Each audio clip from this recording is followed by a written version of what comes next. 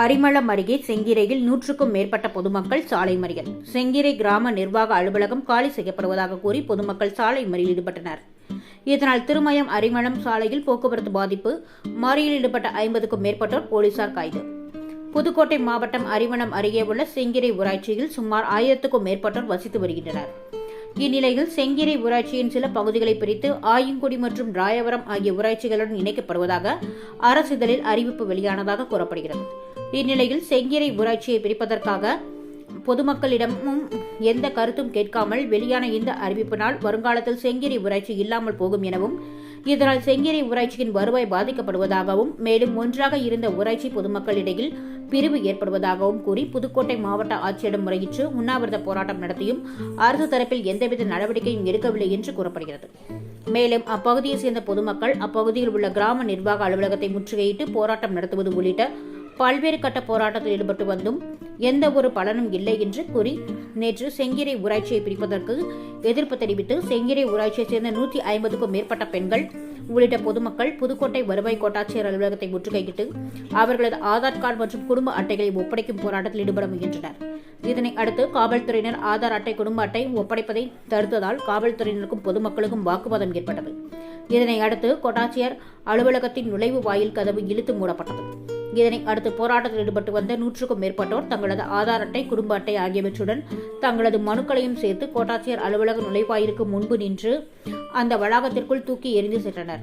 இந்நிலையில் செங்கிரை கிராம நிர்வாக அலுவலகம் காலி செய்யப்படுவதாக கூறி 100க்கும் மேற்பட்ட பெண்கள் அரிமளம் ராயவரம் சாலையில் மறியல் போராட்டத்தில் ஈடுபட்டனர். போராட்டத்தில் ஈடுபட்ட பொதுமக்களிடம் போலீசார் பேச்சுவார்த்தை நடத்தினர்.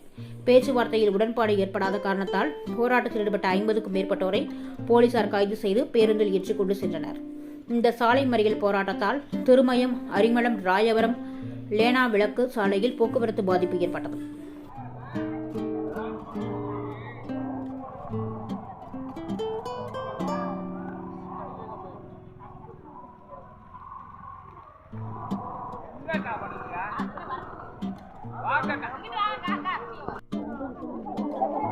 யார் சொன்னது வேண்டாம்?